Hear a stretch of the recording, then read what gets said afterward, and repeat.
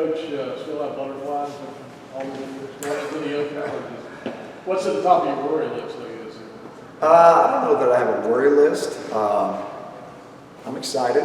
You know, I think no matter how long you do this, you love game week, right? That's what we do. That's what we do 365 days a year just to get to this week, right? And so it's exciting. What's really exciting is watching the kids, you know, watching the guys. The guys, they're tired of camp, they're tired of beating on each other. And when you open with a game that's got this much buzz about it, it's really fun for the kids. So it's fun for us old guys too. So I enjoy it, but another game week. So another year, another game week. I'm excited about it. What areas do you think are going to be where you have maybe you're the most confident you'll see improvement? I just think overall, defensively, we'll be a much better unit than we were. This is a great opening game, right? Because this is such a talented offensive group that we're going to see when we play a quarterback like Spencer Rattler. They check your oil quick. And so I think it's a great opener for us to see where we stand. I feel good about us being a more consistent defense than we were last year. You know, obviously going in, everybody wants to limit the explosive plays, and you know, you have all the list of things that you set out to do, stop the run, all of those things. But in the end, we just have to be more consistent.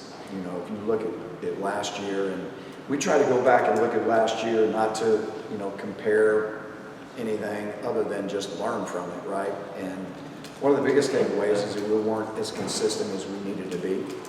And so I think you're going to see a more consistent defense. And the guys are more confident. I think that, you know, for the most part, there's a much better feel going through the second year, you know, for these guys in terms of comfort level. So I think that'll show up on game day. Gene, Mac was in here not too long ago talking about Bo Atkinson and Jacoby Collin, saying that those are guys, some of the young guys that are going to play this season. When you watch them, what are some things that they've kind of improved on, and what just sticks out to you about what they've been doing? I love Bo's work ethic.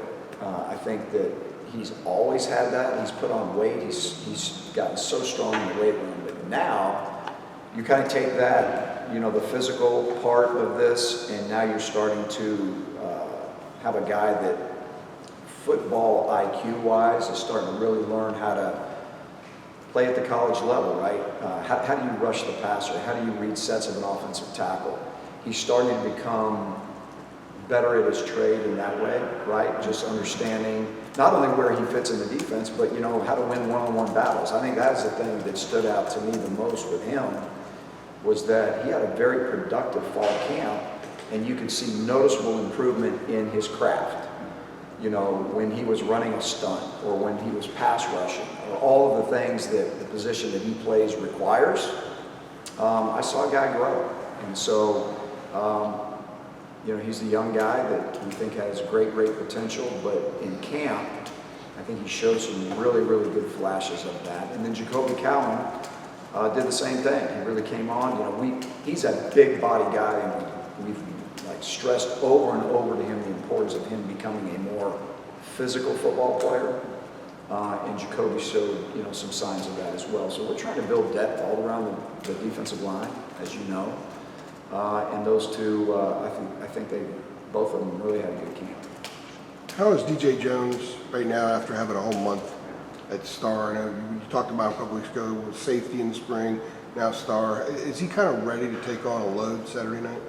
I'm really proud of him because making a transition in college from an offensive player to a defensive player is a huge undertaking. And I think, number one, he's handled the challenge like a champ. He has been so, first of all, he's just a hard worker and he loves football. So he just wants to get on the field.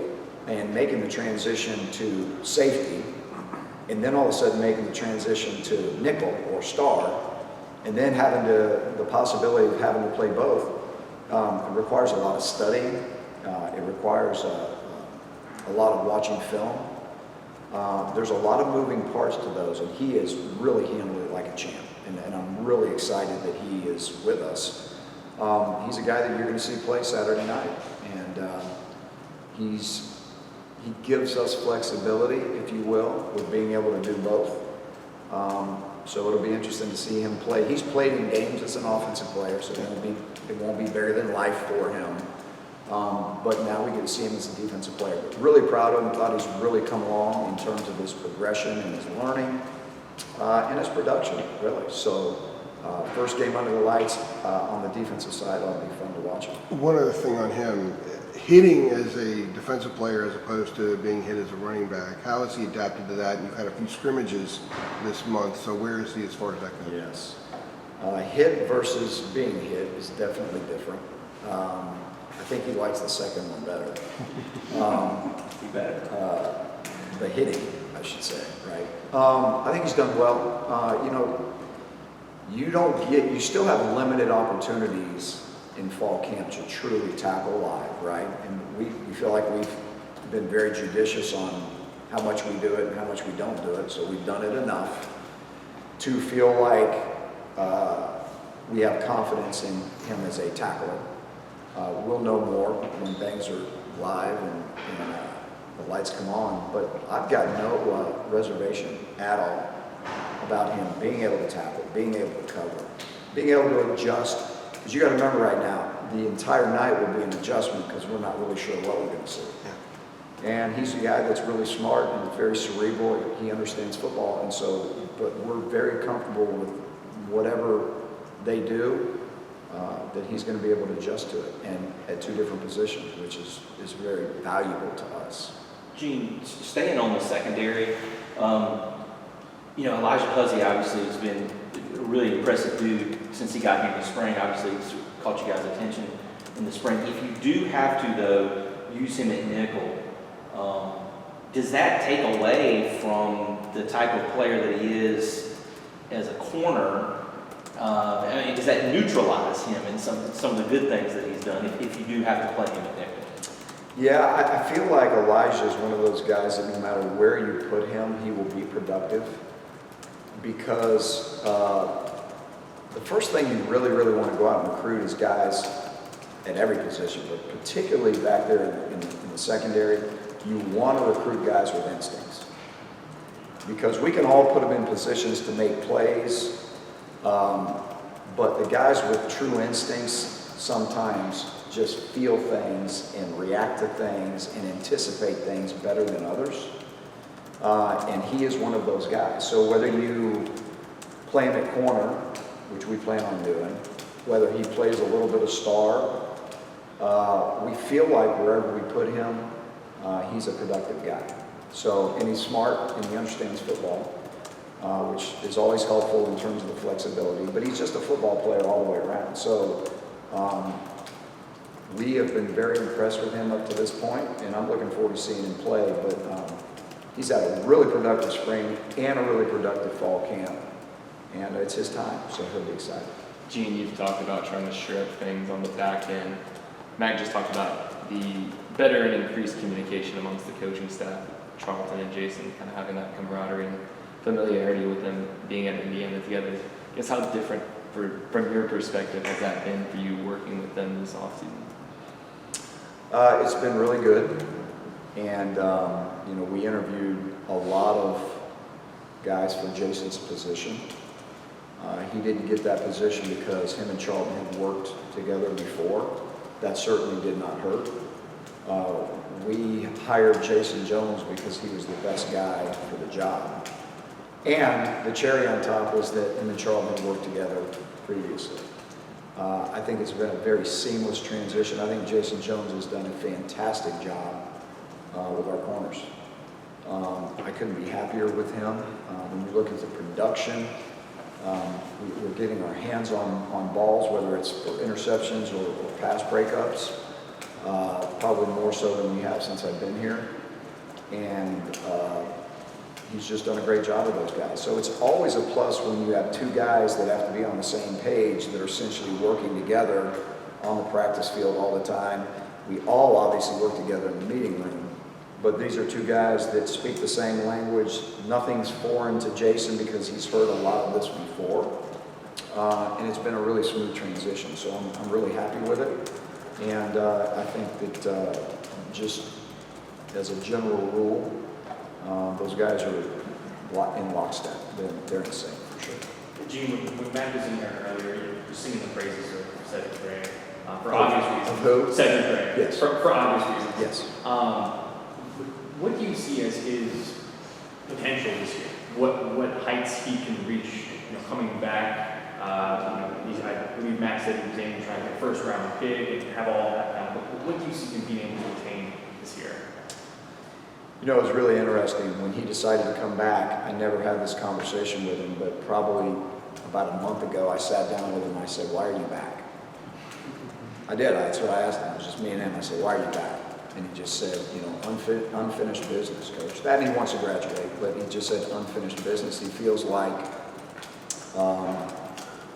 he has more out there to grow. That's what you love about him, right? He could have came out and he could have made a lot of money. And it's very rare these days that guys that could have been drafted as high as he got drafted are going to come back. And so there's always a definitive reason for these guys as to why. And he feels like as a player, as a team, that we left some out there on the table. But for him particularly as a player, and he is, he's one of those guys, he's the unequivocal leader. And he's one of those guys that brings it every single day. And I truly believe in my heart of hearts, you're going to see as productive as he was last year. I think you're going to see a better football player. And I think the reps have accumulated. He feels very comfortable in the defense. And he just needs to stay healthy and play and have fun. How much easier does it make your job to have someone of his talent, sure, but also someone of his leadership, communication ability out there on the field? Yeah, what he brings to the locker room is amazing. He can coach guys on the field.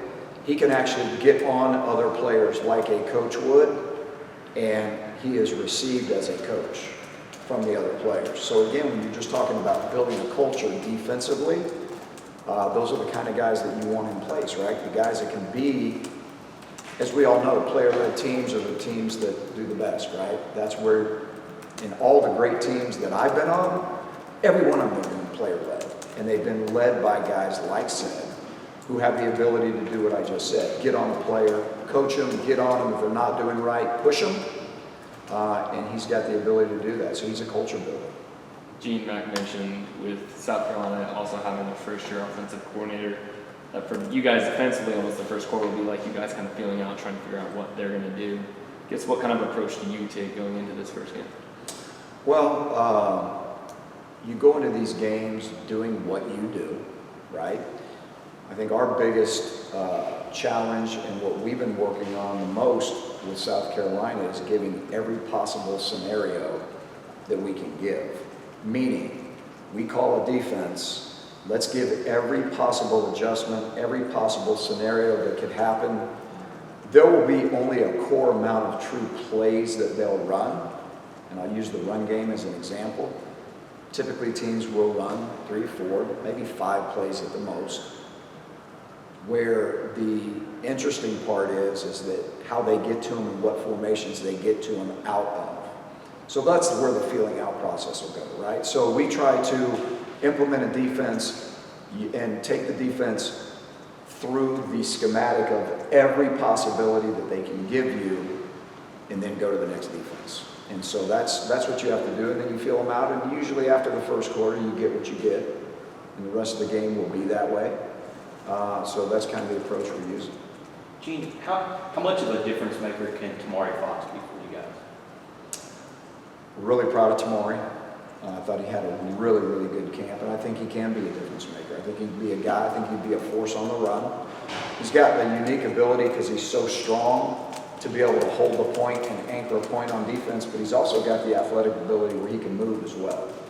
I thought his pass rush skills and his pass rush ability grew during fall camp. You got to remember, last year he didn't get a lot of reps, so he was catching up in the spring, and then I think he really took it to the next level in fall camp. So I expect a lot out of him. He expects a lot out of himself, but he's going to be he's going to play a huge role on the defensive line for sure. Gene, how often have you simulated this game in your head since the schedule came out? I try to pretty much take every day, one day at a time. Like I said earlier, these games are really exciting. And it was interesting. My first game as the defensive coordinator ever at UNC was against South Carolina. In the same game, what, 2015 maybe? Yeah, it was 2015. Time flies. But same game, same drill, and same place. And these games are fun, so I'm excited about it. I don't try to spend too much time on any opponent, until it's time. And so recently, yes, that's all I think about. But great opening game for everybody. Gene, what is the, sorry, Jeremiah, what are the notes you make on Spencer Rattler as you study him? And, does he remind you of anyone that you all have faced recently, maybe last year, just how they use, well, they've got a new OC, I was going to say how they use him, but the way he plays, does he bring anyone to mind? And just what are your, sort of the high points you've hit on with him? Yeah, I don't know that he brings anybody to mind. He's unique unto himself because he brings so many things to the table. He's got an amazing skill set, athletic ability-wise, right? So number one, when you watch him, you're trying to figure out what will they do with him, because he can do so many different things, right? He's very dangerous when he gets outside the pocket. He definitely has the skill to be able to be part of a run game if they choose to use him in that capacity. Throws an amazing deep ball. I mean, he throws like the last 3 games of the season last year. Tennessee, Clemson, Notre Dame. He was on fire right now with just the way he was, his accuracy down the field throwing the football. It was amazing. I don't care if it's back shoulder throws, always catching, throwing guys open, meaning they never had to break stride on the run to catch the ball. So he did a great job of throwing the deep ball. And so there's just so many things that he does when he's confident, like he was in the last several games of the season. There's nobody better. I mean, he threw it that well. And again, if they complement that with a run game, which I surely feel like Coach Beamer is all in on running the ball, and you complement, what his talents are with a very good complementary run game, you got yourself a tall order to stop a guy like that. He's very athletic, just incredible last 3 games, and his confidence is sky high, I'm sure, and I'm sure he'll do a lot of the same things with him that allow for that success. So, but it'll be a great challenge for our secondary or for our entire defense right now when you play your first game against a quarterback like this, who is an indefinite draft pick. Last one for Gene. Yeah, Mac and Chip had discussed this, so I kind of wanted to ask you the NCAA rule change of the running clock after first downs. Is that anything that you kind of factor in your preparation? I know defense isn't as much about calling plays, getting plays out, but is that anything that you kind of factor in or think about? Not necessarily. We know it'll shorten the game. There's some situations where it may factor in, but for us, so many offenses are tempo and anyway, they're running a play, they're getting up there and they're snapping the ball. And this week, we expect a lot of that as well, tempo. So our deal is always hurry up, get the call, line up, and get set, no matter what's happening with the clock. Obviously, at the end of games or halves, then, it comes into play, where it's back to the old rules. But as far as during the lion's share of the game, it doesn't really bother us. All right. Thanks, Gene. Thanks, guys. Thank you.